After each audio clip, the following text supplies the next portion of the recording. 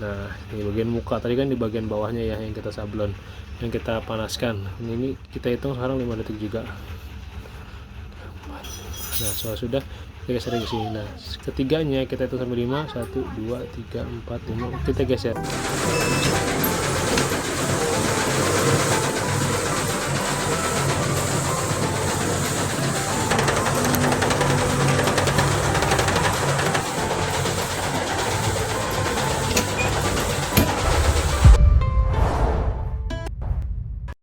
Ya, kali ini kita akan mencoba untuk cetak sablon foto ya di apron. Nah, ini di depan kalian sudah ada apronnya dan cetakannya. Ini cetakan sablon DTF print yang siap pakai dengan mesin hot press atau juga alat lainnya seperti setrika. Dan kali ini kita akan mencoba untuk menggunakan setrika ya. Ya, di gambar ini terlihat colorful ya, warna-warni, namanya juga foto kan ya. Foto yang emang diedit sedikit dengan menggunakan berbagai warna, dominan kuning ya, ada pink juga. Dan kita berusaha untuk mencetaknya dengan menggunakan alat setrika rumahan saja. Dan ini apronnya, apron yang biasa dipakai koki atau istilah lainnya adalah celemek ya. Ini ukurannya 60x80 dengan model kantong di sini berbahan dasar American drill ya. Nah, di sini ada tali juga di bagian atasnya, menggunakan tali berukuran sekitar 2 cm dan pengait. Di sini ada pengatur ya, pengatur tali supaya bisa kecil atau besar, panjang atau pendek. Ini bisa menggunakan alat atur ini ya, langsung aja. Nah, kemudian yang kita siapkan adalah ini dia setrikanya. Pastikan setrikanya sudah siap dan kita akan coba setrika di atasnya. Nah, kan ini yang udah selesai nih, jadi awalnya kan begini.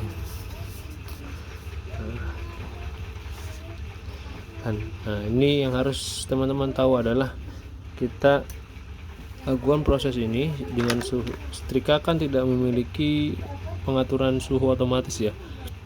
Jadi yang harus teman-teman lakukan adalah mengatur suhu yang pas. Jadi kalau memang pertama kali nyalain gitu ya, on aja, kita naikkan suhu. Oh ya, lupa ya, ini tinggalan ya. Pertama teman-teman yang harus lakukan adalah nyalakan setrika. Jangan sampai ini udah lama-lama kita ngomong ternyata setrikanya belum nyala.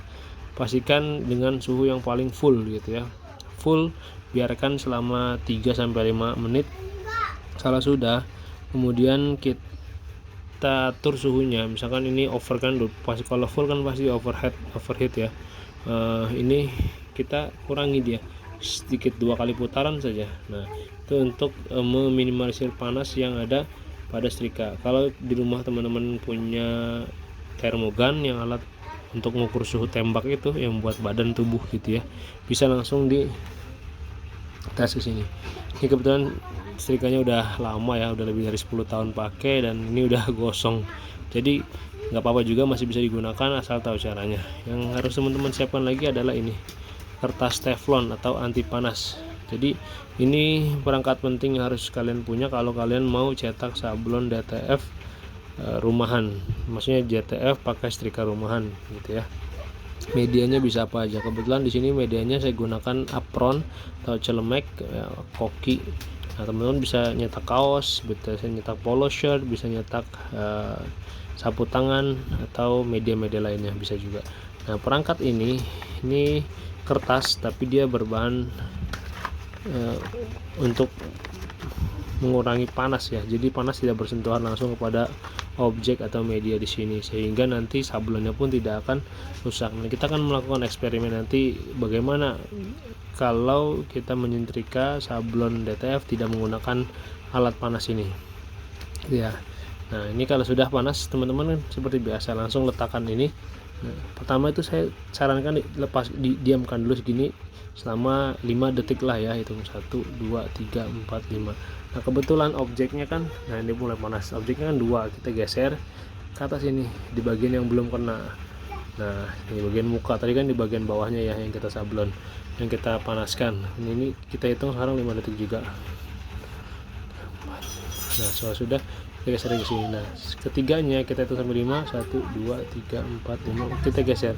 Nah selama 5 kali, 1 2 3 4 5. Nah kalau sudah, biarkan pet film ini adem gitu ya.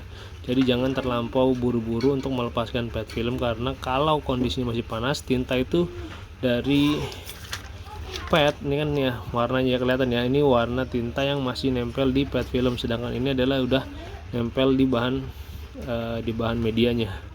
Ini berbeda kan kelihatannya kan, kita bandingkan. Nah ini belum menempel di atas bahan. Nah yang ini sudah, jadi beda warna kan, yang ini lebih pekat, lebih kelihatan, yang ini sudah agak pudar ya warnanya. Nah karena ini sudah menunjukkan kalau tinta ini sudah menyatu dengan kain atau media. Nah ini udah selesai. Kalau udah selesai, teman-teman yang lakukan adalah finishing.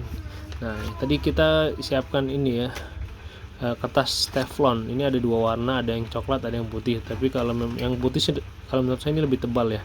Ukurannya biasa 50 kali 50, itu harganya variasi, ada yang 20 ribuan sampai dengan 75.000, itu ada yang jual di marketplace. Tapi kalau saya beli ini cuma 45.000 atau 50.000 gitu waktu itu. Ini warna coklat nih, saya sarankan kalau memang lebih tebal lebih bagus memang pakai yang coklat. Yang putih pun kalau memang nggak ada yang coklat nggak apa-apa juga, masih aman lah ketimbang nggak pakai.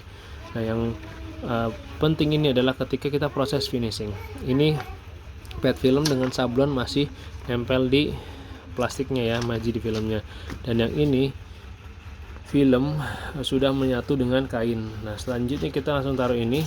Nah ini untuk memfinishing, jadi kita nggak meletakkan setrika langsung di atas media, karena ini bisa berakibat fatal, bisa jadi kerusakan atau kehancuran pada cetakan sablon. Nah langkah-langkah baiknya kita pakai ini. Nah ini boleh diukur, ini kan betul potongannya nggak rata, teman-teman bisa mengukur dengan ukuran sesuai dengan kebutuhan gambar yang dimiliki. Ini ukurannya karena kecil ya, 30, saya pakai 20 kali 20 cukup ini. Nah, terus kita letakkan di sini. Nah, sambil aja kalau ini finishing. Kalau gambarnya kecil enak ya, cepet gitu, tinggal diem aja selesai. Tapi kalau gambarnya agak besar, kita menyesuaikan media. Misalkan di sini belum kena, geser ke sini, geser lagi ke sini. Nah ini memang butuh kesabaran. Kalau butuh proses kerja yang cepat, memang saya sarankan menggunakan mesin press. Tapi kalau memang setrika ini hanya untuk skala kecil ya, kalau saya bilang ini buat cetak satuan, cetak losinan lah ya, masih aman kalau losinan. Kita hitung sama-sama, 1 2 3 4 5.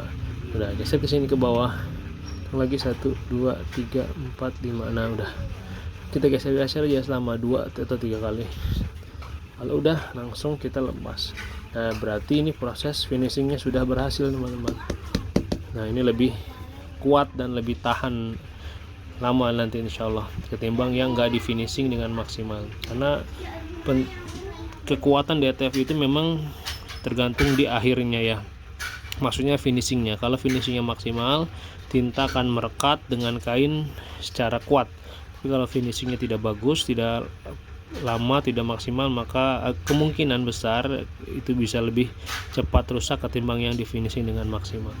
Jadi seperti itu ya. Jadi teman-teman bisa beli ini, bilang aja kalau ke toko sablon, bang beli kertas teflon buat mesin press. Kalau nggak ketemu di sekitar rumah nggak ketemu tukang sablon, bisa beli online ya di toko hijau atau di toko oranye. Itu bebas, terserah mau beli yang mana aja. Ini udah semua nih selesai, kita gunakan semuanya pakai setrika dan alhamdulillah aman. Dan teman-teman juga saran ya, kalau selesai proses cetak itu dengan setrika kan biasanya kita nggak tahu nih habis pas finishing, kalau diraba tintanya masih licin, berarti itu belum merata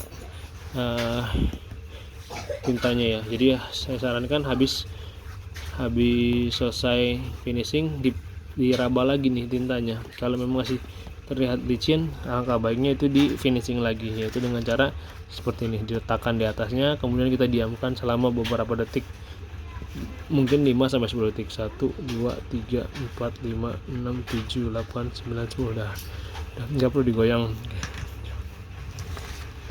Jadi kesimpulannya adalah setrika ini, jadi intinya adalah setrika ini sebenarnya sablon rumahan yang digunakan untuk skala kecil ya, nggak bisa buat skala besar. Kalaupun skala besar bisa dengan objek-objek yang kecil, misalkan kita punya polo banyak nih, ada 100 atau 500 objeknya ukuran dada, di logo di dada kanan atau kiri, atau bagian yang sulit dijangkau oleh mesin press, misalnya polo shirt. Polo shirt itu kan ada kerah ya biasanya. Nah, kerah itu kita menghambat kalau kita menggunakan mesin press. Kita bisa menggunakan setrika dengan syarat objeknya kecil, tidak terlalu besar. Tapi kalau objeknya besar, saya sarankan mendingan menggunakan mesin press. Nah, seperti ini mesin press saya di rumah. Jadi kita pakai media alat ini untuk menyelesaikan proyek-proyek yang memang ukuran gambarnya besar seperti A3, A4 atau A2. Kita gunakan mesin press sehingga hasilnya juga lebih cepat pengerjaannya, dan itu efisien waktunya juga kerasa gitu ya.